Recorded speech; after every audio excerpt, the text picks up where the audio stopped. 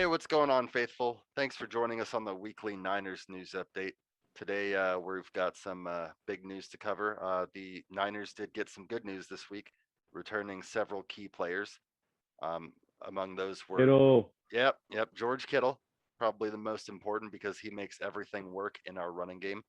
Um, Absolutely. Also, Jeff Wilson Jr., who is one of our top backs. It's going to be nice to see what he does along with Elijah Mitchell. Maybe if we can get them paired up and going together. And Yeah, it looks Elijah like, Mitchell has looked real good so far. yeah, yeah, I've really liked what I've seen out of him. I think he's going to be really good for us. He was the later round guy, and he's actually outplayed Trey Sermon, who was our third round pick. In fact, Trey Sermon hasn't even been getting carries the last 3 weeks. We haven't seen him get a carry since the last Arizona game. But yeah, it's been Elijah Mitchell and the last few weeks, Jamichael Hasty mostly. We didn't see any of Jeff Wilson in the game. He was active, and he did dress, but I'm thinking that Kyle just didn't play him. He's probably just going to give him one more week, since he just came off IR from that knee injury that he That's caught. really smart, especially with the depth at running back. And never you should never rush anybody back. Yeah. Yeah, especially like in that situation against I mean, we ran for a season low 39 yards against Arizona, so we did not run the ball well. But it was also limited opportunities. On the game, I But yeah, want to you were down so quickly. I mean, once the right, score was right, what it was, it's like, well, you got to exactly, pass. exactly. Elijah Mitchell only had 8 carries on the entire day, so I mean that kind of and he had a couple good runs. He had a couple good bursts. He averaged like 4.5 a carry. But yeah, like you said, with the deficit, we were down. Um, we're I down think it pretty was early. 17-0. It Yeah, was we're down. 17-0 at one point. Yeah, we were down 17-0 in the second quarter, pretty quick. And the way that it had started was our first drive started off promising enough. We picked up a couple key first downs, but then we got stuck in a second and long situation. Then Jimmy threw an incomplete pass, and then he took a sack on third down, and then we had to punt. So they ended up coming down on their first drive, and we end up making them punt. Um, so it started out well enough. We were exchanging punts, and then on our second drive, Jimmy hits George Kittle for a big 18-yard game, and Kittle just fumbles the ball for the first fumble he's ever lost in his entire NFL career. And it just got punched out from behind. He didn't even see the guy coming. Byron Murphy just punched it out. There's not And much you can do when that yeah, happens. If yeah, they get their hand on it and push yeah, it out, it's like, well, yeah, that's a good defensive play. yeah, exactly. And Kittle was bracing for the guy in front of him, like he was getting ready to get tackled, and then the guy just came in behind and knocked the ball Yeah. out. So it's like, okay, well, and I Mm. mean, so that was unfortunate. So that was really stopped. Well, like I said, we had a one play 18-yard drive. It started out, real great, and then we fumbled and gave them the ball at their own 43. So they start coming down the field and they score. Um, they ended up losing one of their running backs, Chase Edmonds, early in the game, but it really didn't matter. James Conner more than made up for it. He ended up having 3 touchdowns total, 96 yards on the ground, 77 yards receiving, 2 touchdowns rushing, one receiving. He killed us. We couldn't stop the run. We got killed with their screens. There were a couple situations where um, we had them backed up on a 3rd and 18 in one instance, and Colt McCoy hits James Conner on just a real quick dump off screen. And Alshire comes out and should have made the tackle after like a gain of 6 yards. But Alshire misses the tackle. And Alshire is usually one of our better linebackers, but he just misses the tackle. So we got killed with bad tackling on screens, took some bad angles, and we couldn't stop the run. So overall, the defense was just not playing well at all. And that was really unfortunate because we got gashed throughout the entire day.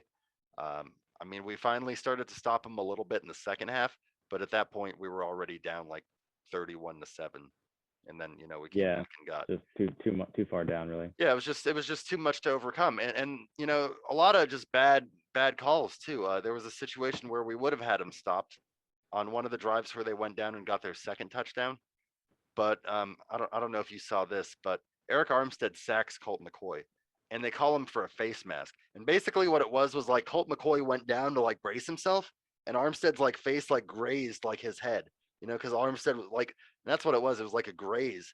And they're like, he didn't grip anything on the replay, like, but they Mm. called it for a face mask. And it was a 3rd down and 10.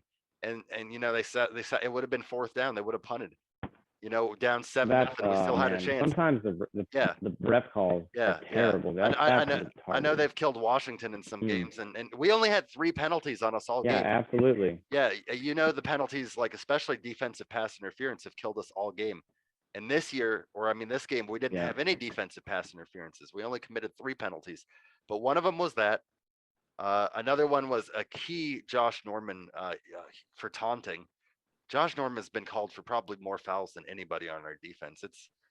It's been rough.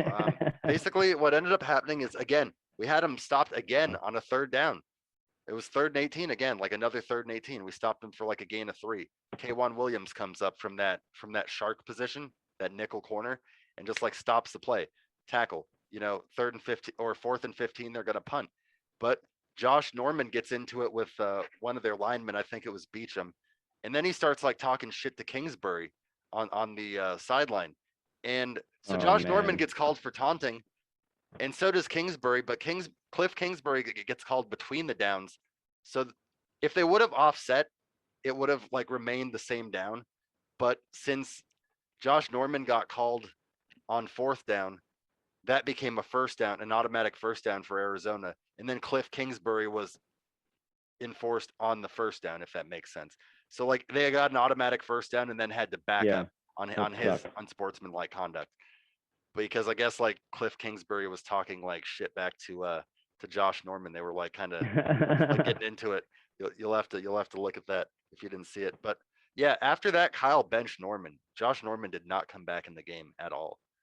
People were speculating that he might be done with the Niners. We put which Kyle's Yeah. since confirmed that he's still going to play. He just wanted him to cool off. But we put Drake Kirkpatrick in there, to play the other corner spot opposite of Emmanuel Mosley, who's our really good corner. Now that we have if we would have had Jason Verrett, who we lost in the season opener, and Emmanuel Mosley, we wouldn't have half of these secondary issues. But Yeah. it's been rough. It's been rough. We had to get Josh Norman off the street, who we signed in like the preseason. Really didn't even know like the system. It's mm. But yeah. So that gives them a 1st down. They go down and they get a field goal on that one. So then we're down 17-0 on 2 drives where we had them stopped. So really at that point the game should have still been 7-0. And then Jimmy hits Kittle for the touchdown inside the final minute of the 1st quarter. I think 16 seconds left. He finds Kittle to cap a great drive, puts us down 17-7 at the half.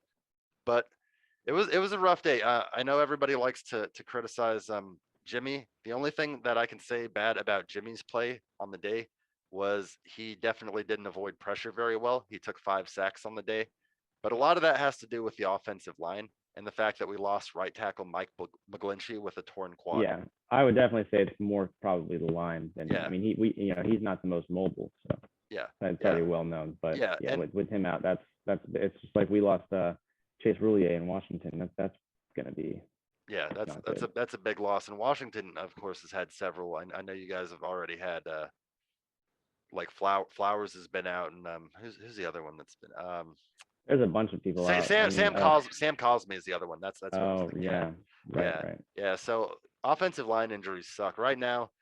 The favorites to replace him, Kyle hasn't revealed who it's going to be yet, but it's either going to be rookie Jalen Moore, who started for Trent Williams in the rain game and played all right. So it's either going to be Jalen Moore, Tom Compton. Tom Compton's the one that came in and filled in for McGlinchey. And honestly, he didn't play that good. He got bull rushed a couple times pretty good and didn't look that good.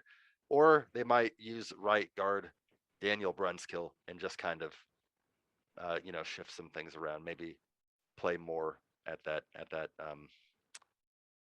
guard position instead, and might just switch some things around. But yeah, definitely with the Rams, you know, in the future for Monday night, I'm not looking forward to that, especially not having. I know a lot of people talk shit about McGlinchey because he's not, they don't think he's the best right tackle, especially in pass protection. He's really good in the run game, but we don't have anybody else as good as him.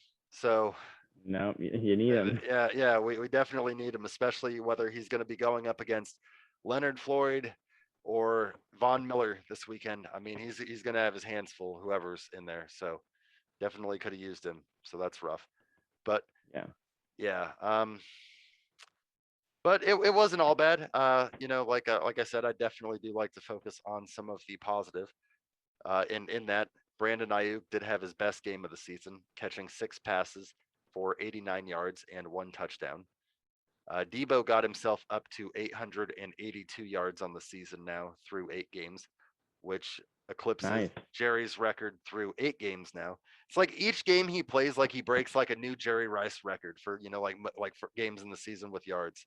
So Yeah. I don't think he's gonna break like Jerry's like career records, but like he might break a few of Jerry's like all like individual season records. Like Yeah. Maybe. D- I hope D- so. Shit. Debo's bad, man. They showed him, but It's they good to showed see Ayuk getting some work yeah, actually. I know, dude. That's what I was saying on last week's show. I was saying that we've got to find Ayuk some looks because the offense is a lot different. I mean, we moved the ball well in this game. We had 337 total yards. If we didn't have 2 key fumbles to Kittle and Ayuk, just trying to make plays for extra yards, just trying to get extra effort, we're probably going in and getting 2 touchdowns Yeah. there, or at least field goals. So I mean, like our offense has been moving the ball. I mean, Jimmy had 1 pick in the game, but it was in garbage time. He was 28 out of 40. Um, Second game in a row where he was over 300 yards. And actually, the last 2 weeks, Jimmy's QBR has been higher than any other QB in the league. So, and a lot of people wouldn't Damn. expect that, but yeah, Jimmy's actually been playing his ass off the last 2 weeks. So, other than taking sacks in that game, which a lot of that does fall on the line as well, and his own immobility, he played a good game. He played a really good game. So, I mean, we do have the Rams next. Sometimes we do have their number. At least it's been that way in the past. I'm hoping that it's a different Rams team, and they're going to be pissed. They're going to be coming off a loss, but Yeah. I mean, I'm hoping. I'm hoping. I mean, we've got Robbie Gold back. That's the one I didn't think I got to. It was good to have Robbie back, our more Definitely. consistent kicker. Thanks to Joey Sly for filling in. Did pretty good for us, 7 out of 8 for field goals. Yeah. Um, He went from the Niners and yeah, came to yeah. Washington. Yeah, we covered that on an earlier segment if you're just joining us now. And then 2 for 4 on extra points. But Sly is going to Washington to replace Chris Blewett. That's his Hmm. real name, if you guys didn't know. Kicker with the last name Blewett. Who'da thunk it? Uh. Yeah, Uh. yeah.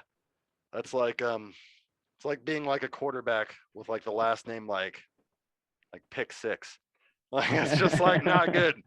It's just like yeah, I just wouldn't count on that guy. But Right. But yeah, big game, big divisional game against the Rams because we are 0-3 in the division right now, so we need a win. I mean, that's the only way to save our season at this point. I mean, I'm not saying it's a must win, but they're all must wins in the NFL. You always got to win. You got to go out Yeah. there and execute. And this is something that you know, just in time for when we have to play the Rams this coming Monday. But the Broncos decided right before the trade deadline that they would go ahead and trade Von Miller away. One of the all-time greatest pass rushers of all time, who was actually Yeah. having a pretty good season up until he got hurt against Washington. He had 4.5 sacks coming in, and that's only in 6 games. So now they're going to send him to the defense that has Leonard Floyd, Aaron Donald, Jalen Ramsey, and it's Oh like yeah, my yeah, God. yeah. It's like as Oh. if we didn't have enough to, and of course coming in to play the Niners this week. So yeah, Von Miller coming from one side, Aaron Donald from the middle, Leonard Floyd coming from the other side, and as we're going to get into here in a little bit with the Niners report, we did lose Mike McGlinchey for the year, our right tackle. So great time to lose our right tackle when we're just going to get bull rushed over because that was happening against the Cardinals. Jimmy got sacked 5 damn times. But yeah, Yeah. rough. So Very, very rough. great teams getting greater, and that's always unfortunate to see. But I mean, it was good to see the Tennessee Titans get in there and at least hit him for one more loss before they could get Von Miller because he didn't play last week because he's still healing from that ankle injury. Yeah. But I figured you'd get a kick out of this one. this next news report. Frank Gore, who didn't sign anywhere in the NFL. There were several teams reportedly interested, but nobody could come to an agreement with him. So Frank Gore is going to make his professional boxing debut um, on That's December 18th. crazy. Yeah, Frank Gore, who I think is an absolute badass to begin with. I mean, all-time Niners leading rusher. Um, like third all-time leading rusher in the NFL. Is going to go try a different sport, a la Michael Jordan or one of those, two sport athletes, which is a big risk. I mean, obviously the guy stays in phenomenal shape. The fact that he's still able to play running back or fight at this level, but he's actually going to be taking on former NBA star Deron Williams. So that's going to be interesting. Like I said, that's happening Saturday, December 18th. They're going to be on the undercard for the Jake Paul Tommy Fury fight. So that's going to be on Showtime pay-per-view. So Frank making his pay-per-view debut. So That's crazy, man. I'm gonna have to check that out. I'm going to tune in for that, and I'm going to I hope Frank Gore knocks Williams the hell out. Like, come on.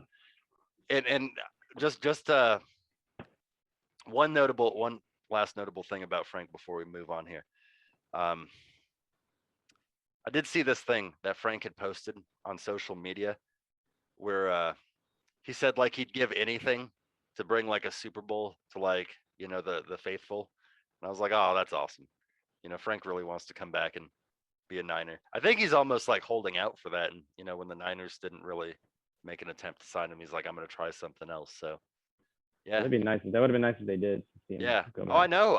Especially, I mean, we lost Jeff Wilson, we lost Raheem. We had spots that we could have used him for sure, but Elijah Mitchell was just as good as he is, so we didn't. But and I mean, Kyle likes the outside run too. So I mean, Frank's more between the tackles, so he doesn't really fit a lot of what we do.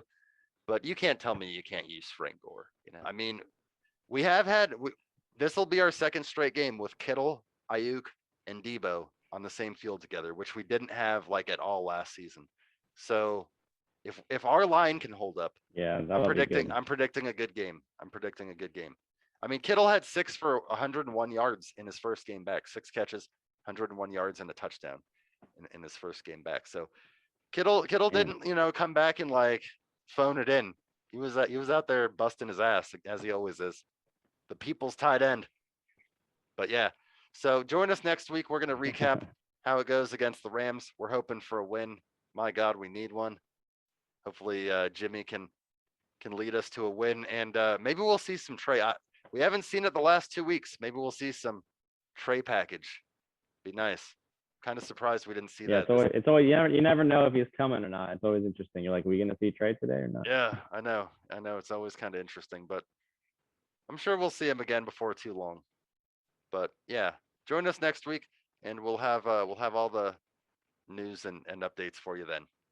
Thanks, everybody. Have a good night, everyone.